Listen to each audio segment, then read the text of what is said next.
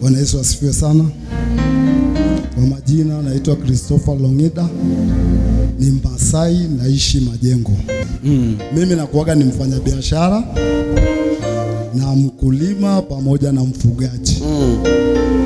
Nimekuja hapa nadhani mwezi wa 6. Mimi sijaletwa na mtu, nimekuja kwa kufuata matangazo ya kwenye nguzo. Uwaga mimi nimewekeza kwenye ardhi sana, nimewekeza sana. Hapa nilikuwa na nyumba 3 ambazo hazikuisha na pesa zinapatikana, lakini nyumba haziishi. Yaani zikawa nimezisimamisha, nikasema zikae. Basi siku moja askofu, ilikuwa ni Jumapili, akawa anafundisha habari ya Ibrahimu. Ibrahimu alivyomwachia Isaka visima. Isaka akaviendeleza vile visima.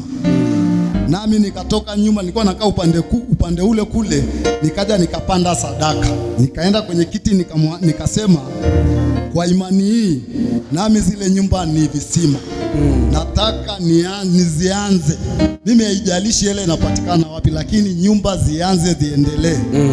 Basi kwa imani ile niliyokuwa naye, nadhani mwezi wa 7 nilianza ujenzi, ukaendelea, na namshukuru Mungu mpaka hapa nilipofika.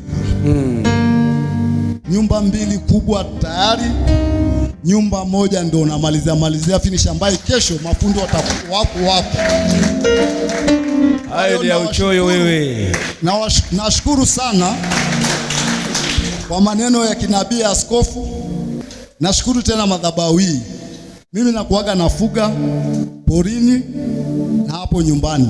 Uwaga kila mwaka ng'ombe zangu wanakufa, wanashikwa na ugonjwa wa mapele. Wanaweza wakafa ng'ombe 2, wanaweza wakafa mbuzi. Lakini mwaka huu mifugo yangu imeshikwa na ugonjwa huo wa mapele. Uwaga huu ugonjwa lazima iue ng'ombe. Lakini nakuaga na tracks kwenye Biblia ya picha ya askofu.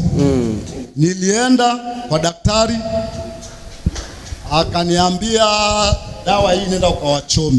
Nikachukua ile dawa, wakati nimeweka sindano nikawa nimeshika picha ya nabii, nikawa nimeiweka hivi askofu, nikawa nawachoma hao mbuzi na ng'ombe.